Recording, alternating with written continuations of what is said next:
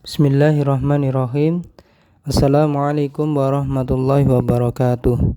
Selamat pagi teman-teman semuanya. Hari ini kita akan membahas materi di kelas 10 di semester 2 dengan tema yaitu larangan zina dan pergaulan bebas. Yang mana larangan zina dan pergaulan bebas ini menjadi satu tema yang dibahas di semester 2 sekaligus menjadi bahan Quran hadis. Oke, kita masuk ke larangan zina. Manusia diciptakan dengan jenis kelamin laki-laki dan perempuan, dan juga manusia adalah makhluk sosial. Artinya manusia tidak bisa hidup sendiri, pasti membutuhkan bantuan dari orang lain. Menurut kalian, bagaimana hubungan pergaulan yang baik antara laki-laki dan perempuan? Kemudian yang kedua, larangan zina. Nah, mari kita bahas bagaimana agama kita mengatur tentang pergaulan dalam Islam.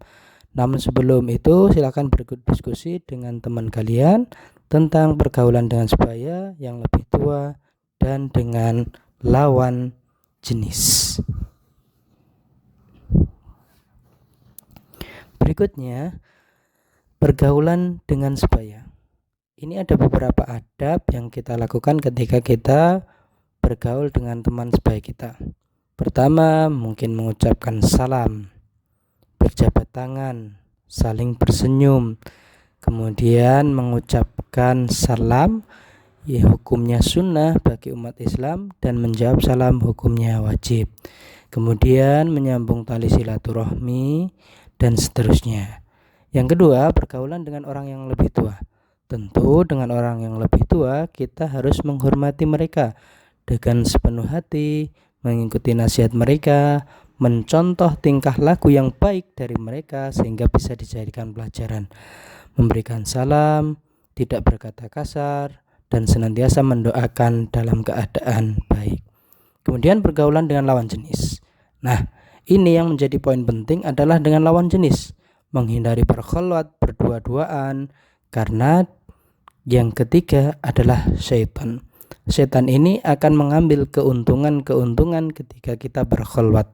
Nah, poin-poin ketika kita bergaul dengan lawan jenis ini cukup banyak. Yang pertama, tidak boleh memandang lawan jenis dengan syahwat atau nafsu, menghindari memandang aurat, kemudian menghindari berjabat tangan kecuali dengan mahramnya. Kemudian menutup aurat, bahkan di antara laki-laki dan perempuan. Nah, ini dalil yang menerangkan tentang larangan zina, yaitu di dalam Quran surat Al-Isra ayat 32 yang berbunyi, wala taqrabuz zina innahu kana fahisyatan wa sa'a sabila. Dan janganlah kamu mendekati zina, sesungguhnya zina itu adalah suatu perbuatan yang keji dan suatu jalan yang buruk. Kemudian ini adalah hukum tajwid dari Quran surat Al-Isra ayat 32. Ini banyak sekali macamnya. Di antaranya ada 11 hukum. Ada mad tabi'i, qalqalah sukra, alif lam syamsiyah, mad jaiz munfasil, dan sebagainya. Yang mana tajwid ini penting untuk kita terapkan, penting untuk kita pahami, karena dalam membaca Al-Quran itu harus tepat tajwidnya. Nah, ini isi kandungan Quran surat Al-Isra ayat 32. Yang pertama, Allah SWT melarang kita mendekati zina. Larangan mendekati zina merupakan tindakan pencegahan agar terhindar dari kekejian. Berikutnya, ini adalah dalil yang menerangkan tentang hukuman orang yang berzina. Ini di Quran surat An-Nur ayat 2. Dan ini beberapa tajwid yang terdapat di dalam Quran surat An-Nur ayat 2. Ini ada banyak sekali macamnya. Nah, kemudian artinya. Di sini arti Quran surat An-Nur ayat 2, bezina perempuan dan bezina laki-laki ini maknanya adalah bentuk hukumannya. Nah, ini isi kandungannya. Bahwasanya menerangkan dengan tegas, ketika orang melakukan zina, maka hukumannya adalah sesuai dengan apa yang terkandung di dalam Quran surat An-Nur ayat 2. Ini hukumannya tidak main-main. Ini sudah ditulis, sudah diterangkan, sudah jelas terkandung di dalam Quran Surat An-Nur ayat 2 ini, sehingga kita mudah memahaminya. Hanya saja mungkin prakteknya yang tentu tidak setiap orang bisa melaksanakan.